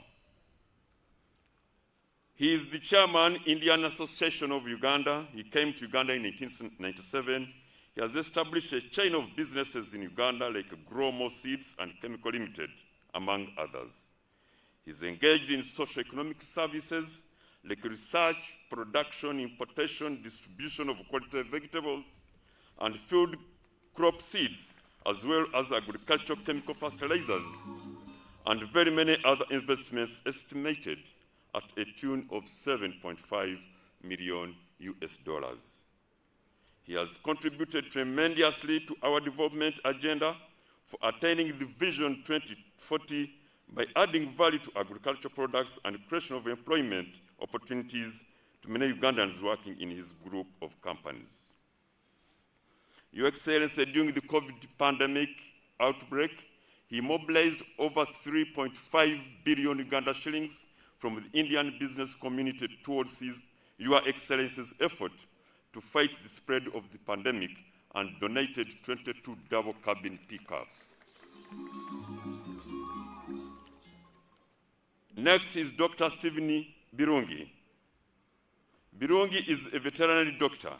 He's a lay reader in the Kirika Church of Uganda Parish, who has unified the parish and mobilized them to start building one of the biggest and most modern cathedrals in eastern Uganda on a self-help basis.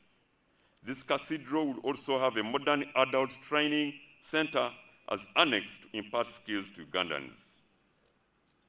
He worked with the Dutch to set up a factory, the first ever of its kind in East and Central Africa, to manufacture veterinary medicines in the country.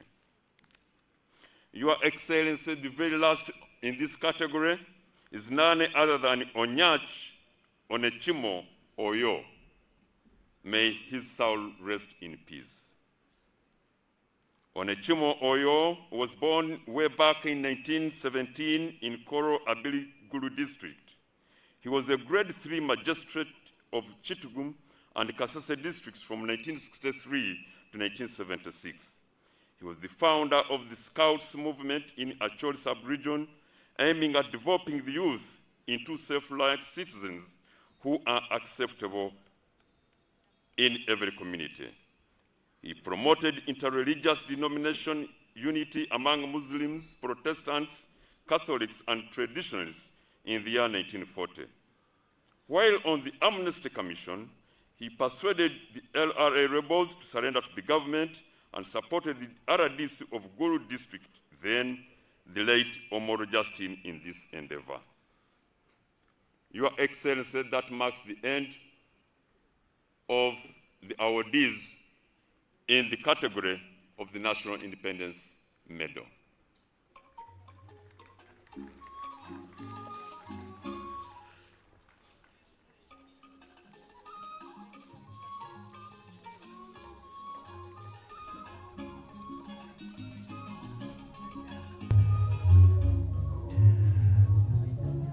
Well, a very good afternoon as we celebrate this year's Nrm Day, the 26th of January 2022, and of course this being one of those celebrations. And on this particular day here, we've seen General Igumba do what his predecessors, General Eli Tumwina, used to do as the Master of Ceremonies of the Chancery before General Ivan Koreta, who was there. And now it is General Igumba doing that. To also just let you know that this is one of the very few times in the last about 2 or 3 years that we've seen the medals being awarded. The last time we saw such an event was still in 2020. The last event that the government organized and we saw awards being given out was on a Women's Day in Mbale, Maluku, on the 8th of March 2020 when we saw that. But to just also remind you, the medals, especially the Golden Jubilee medals, were first given out on the 27th anniversary of the National Resistance Movement, which was held in Nyakasanga, in Nyamwamba, in Kasese.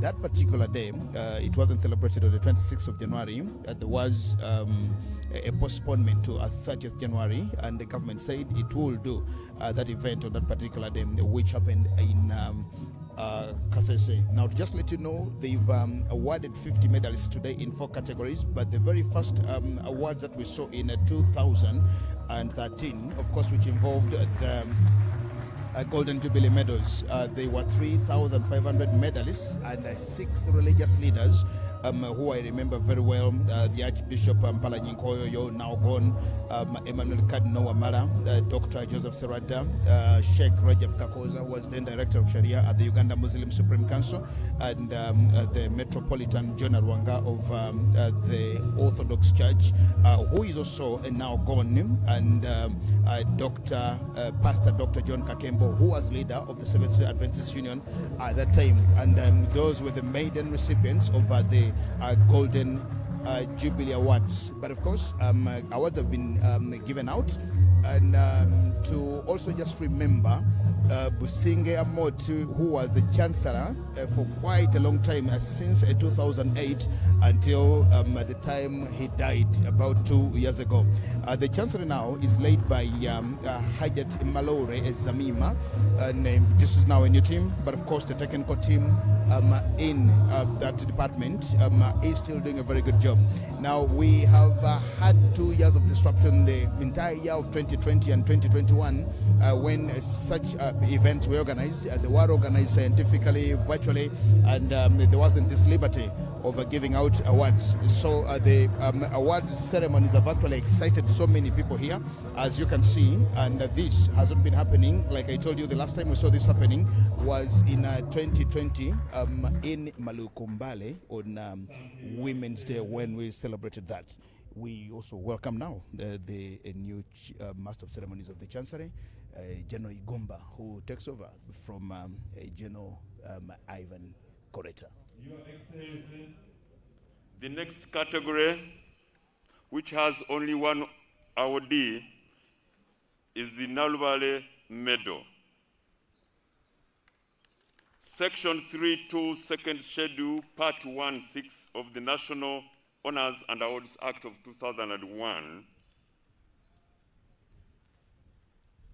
the Nalubale Medal is awarded to all civilian activities who have activists who have contributed towards the political development of Uganda, either through armed struggles or civil disobedience, and otherwise, right from colonial times to date.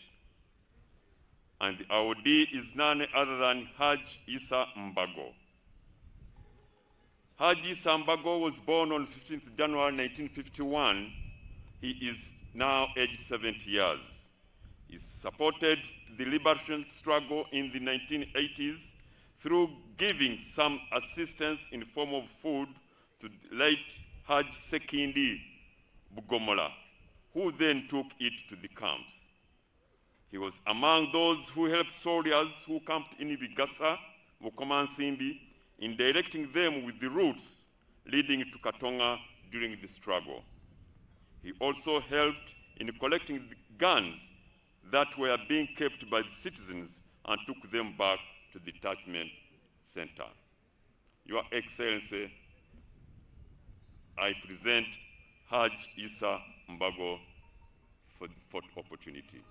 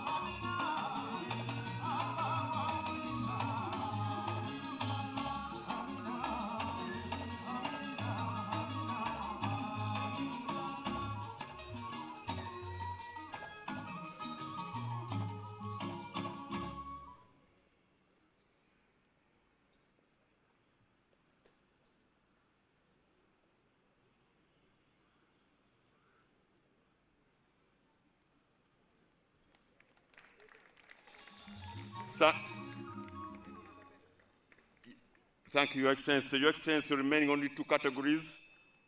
One for Luero Triangle, which has only 4 names, and the police one, which has 16. I'll just read the names without citations, Your Excellency.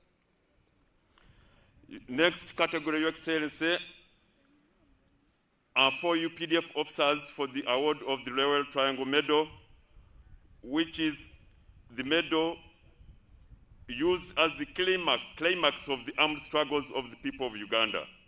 It is awarded to any officer, man or woman, who joined armed struggles against dictatorship in Uganda.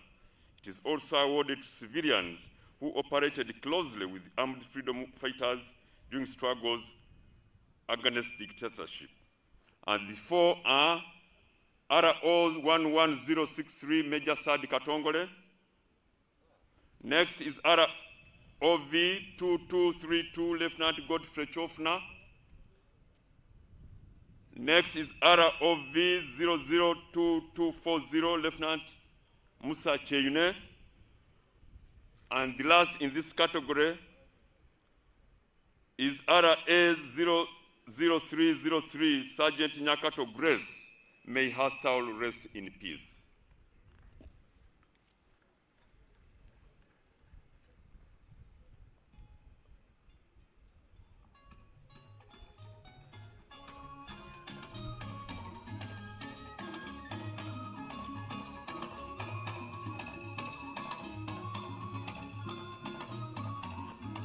Your Excellency, the last category, comprising of 16 police officers, is the award of the Special Service Police Medal, which is awarded to police officers of the Reserve Force and Special Police Constabularies who have distinguished themselves during their period of engagement.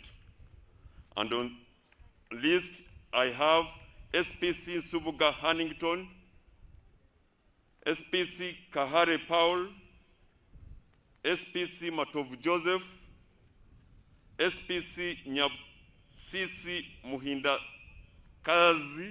Muhindakazi, SPC Waniroth Anna, SPC Waja Ismail, SPC Serubiri Yusuf, SPC Lweje David, SPC Teng Christopher, SPC Mumbia Muhammad, SPC Biogezi Abdallah, SPC Watua Ramadan, SPC Waswa Tanansi, SPC Kiza David, SPC Samuel John, and SPC Sharita Richard.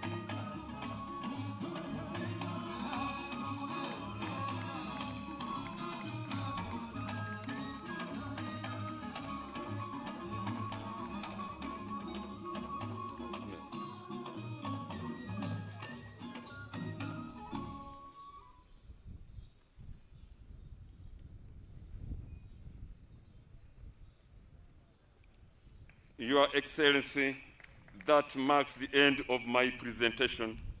I do thank you for your kind attention and patience for God and my country.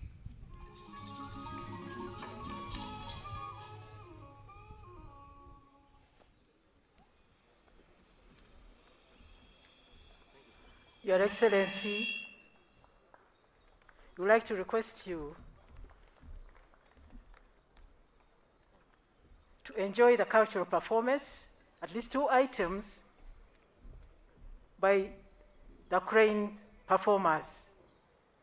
They're going to give us a presentation which shows actually the journey that Uganda has moved up to independence, then afterwards, now, this dispensation.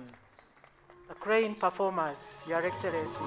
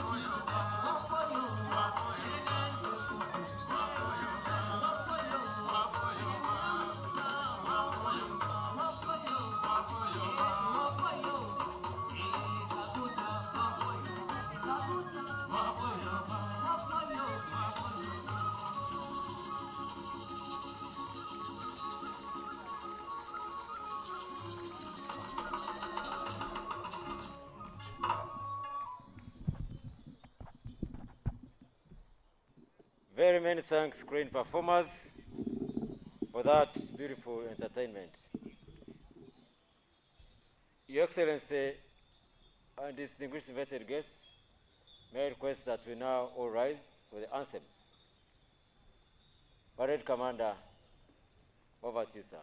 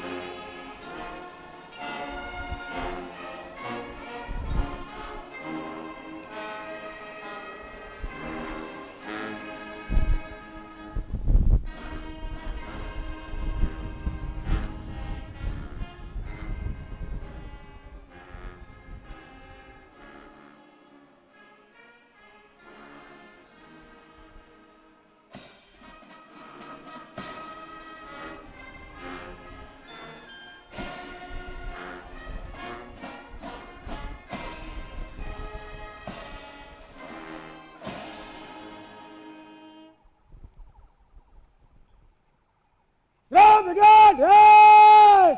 Welcome! Ready up!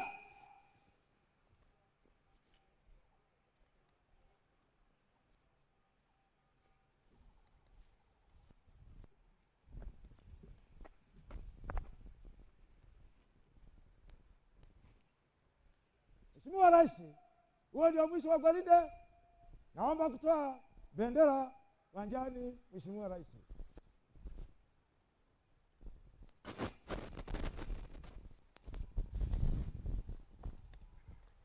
Distinguished guests, we may resume our seats, please. Thank you. The parade commander has requested for and secured permission from His Excellency the President and Commander-in-Chief to march the colors of the parade ground. That's what will happen now. Bendera! Toa bendera uwanjani. Ready! Bendera!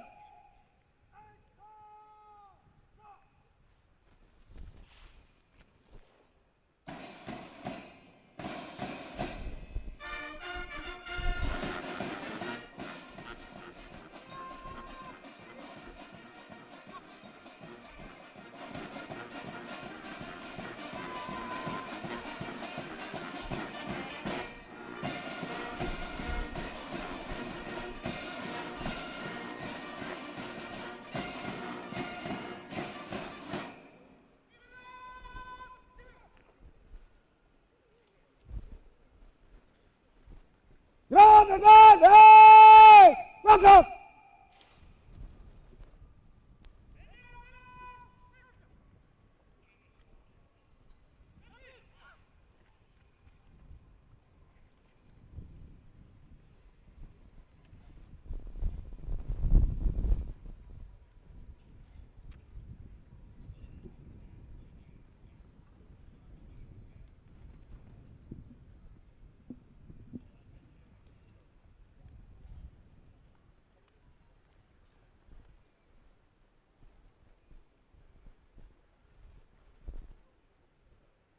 Distinguished guests, that is the honor always awarded to the national colors.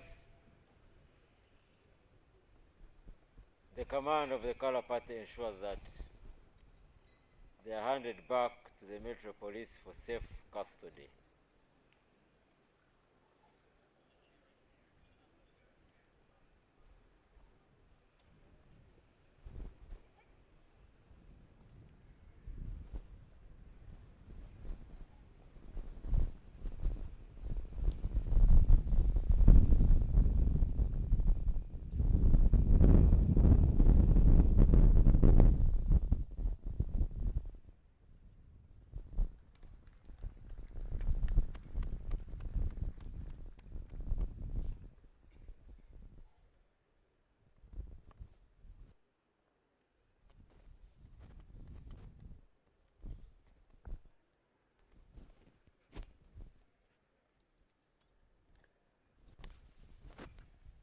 President,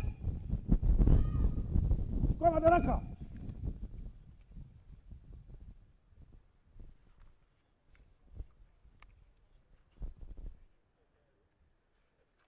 With that, Your Excellency and distinguished guests, the parade commander now hands back the command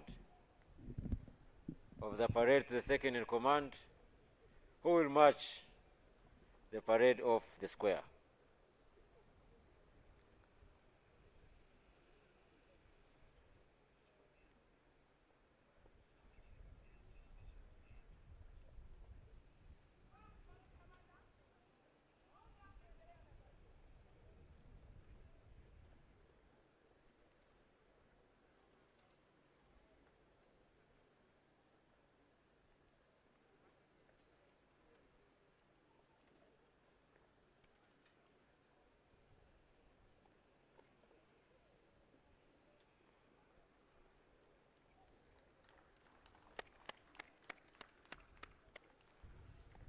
Thank you very much, Colonel Armstrong Gunduga. Very good performance for the day.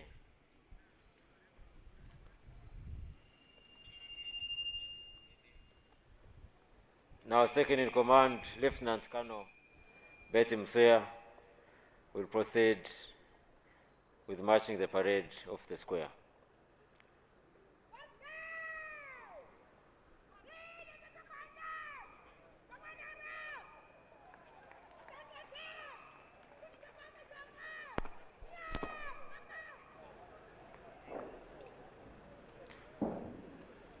Your Excellency, we normally have the female officers command the parade when it is International Women's Day. But today, we have had the second in command who is a female officer on a day like this. But Independence and other occasions like on this occasion, it is normally the male officers. But today, the second in command is a female officer. We thank you, Your Excellency, for granting us even that opportunity.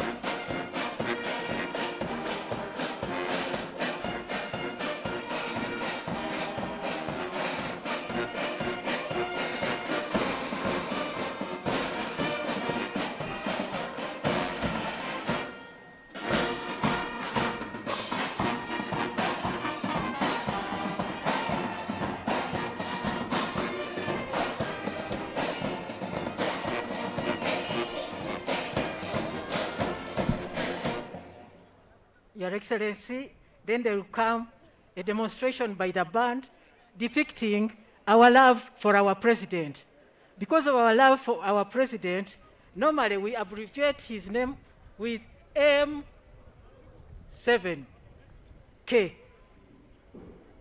M7 Museveni, and then K Kaguta. They are going to put up a performance which is going to bring up those letters. M will be done by UPDF, the UPDF band. Then 7 will be done by the police band. Then K by the prisons band. Please enjoy yourselves. Your Excellency, enjoy yourself.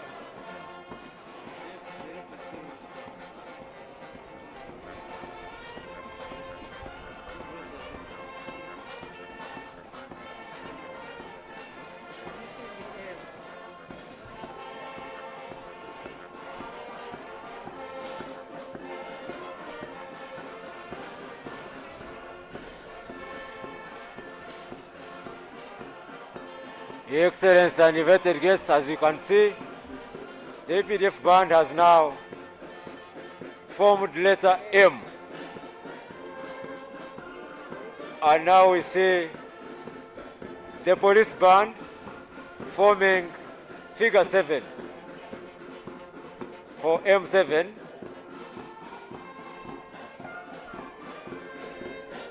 Then equally the Uganda Prison Service band will form letter K with an interesting initiative.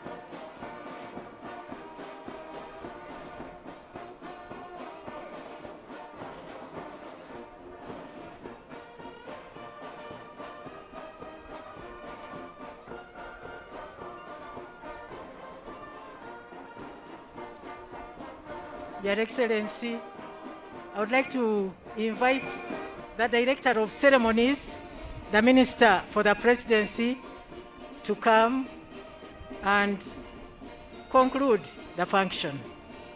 Thank you, Your Excellency.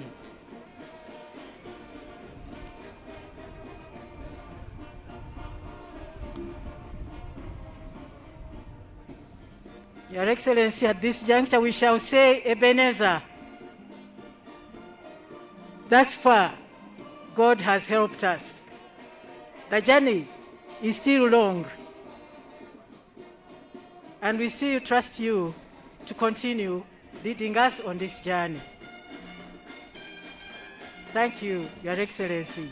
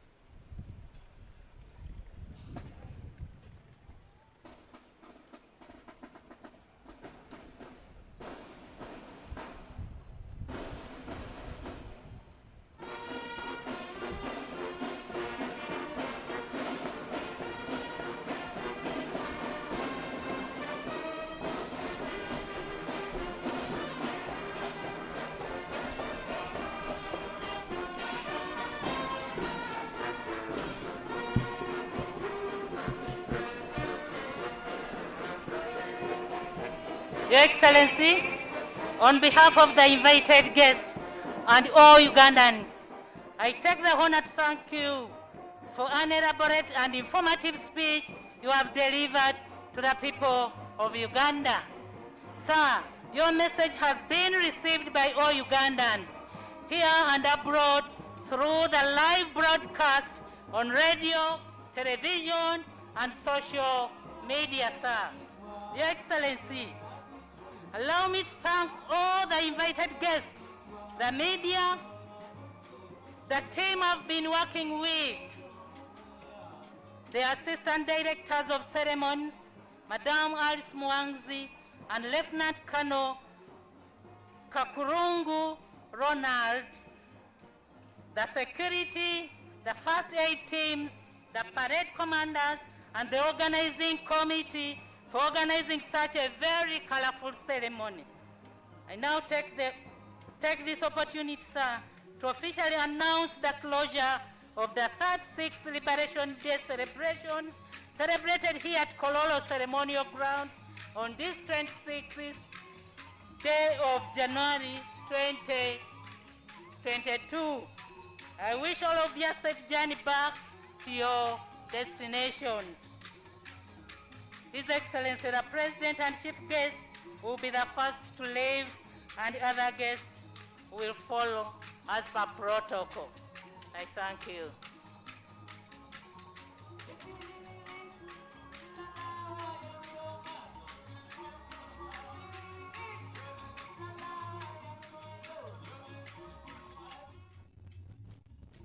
Well, it's just at 2 o'clock.